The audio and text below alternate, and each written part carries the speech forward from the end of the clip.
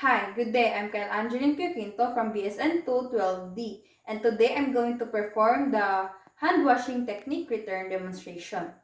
So hand washing is considered as the primary measure to prevent the transmission of the microorganism.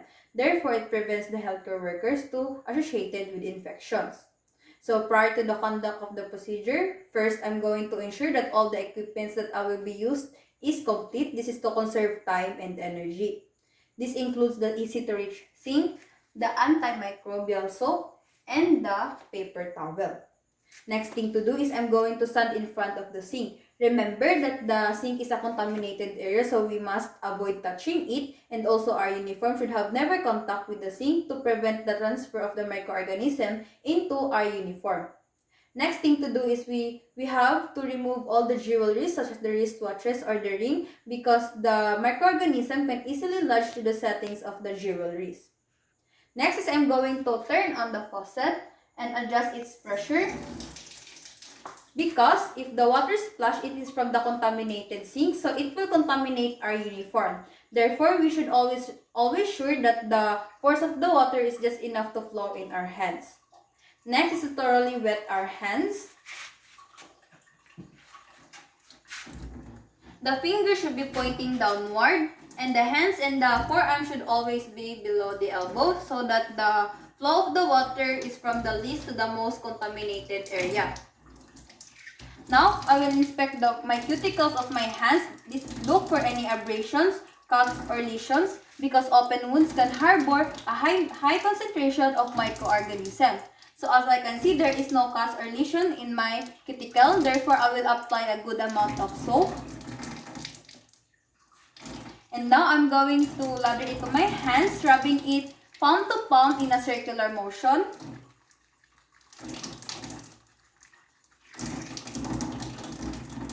Next, I'm going to rub the back of each of my hand with my fingers interlaced and at least 5 times each.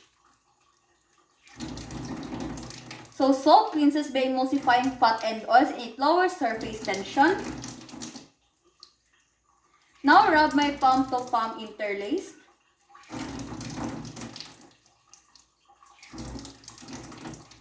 Now I'm going to rub the back of each of my hand with my fingers interlocked. In the other one. Interlocking, interlacing ensures that all the surface are clean. And now pay attention to our thumb. Now I'm going to rub each of my thumb clasp in opposite sides. One. And in the other one. Now I'm going to clasp my fingers and rub it into the opposite palm.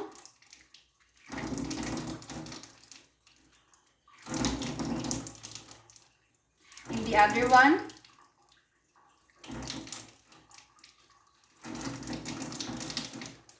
Now I'm going to rub my wrist in opposite hands.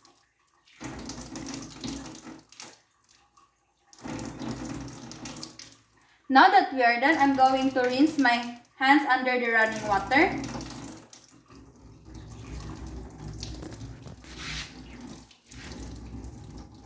Rinsing mechanically washes the dirt, soap, and microorganisms. Always remember that avoid touching our uniform to the sink because it is contaminated area.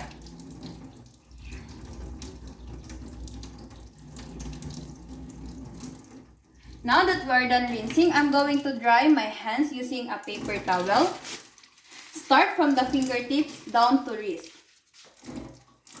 by tapping it. And discard the paper towel. And use the other one.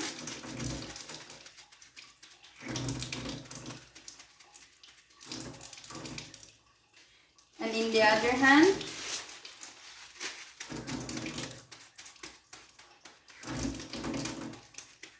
And discard it.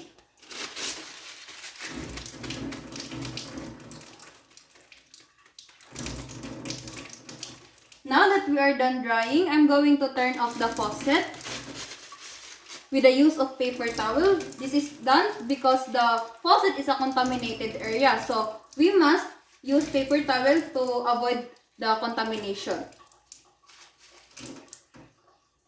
And discard the paper towel. And now that we are done in a healthcare settings, we should always remember the 5 moments of hand washing technique.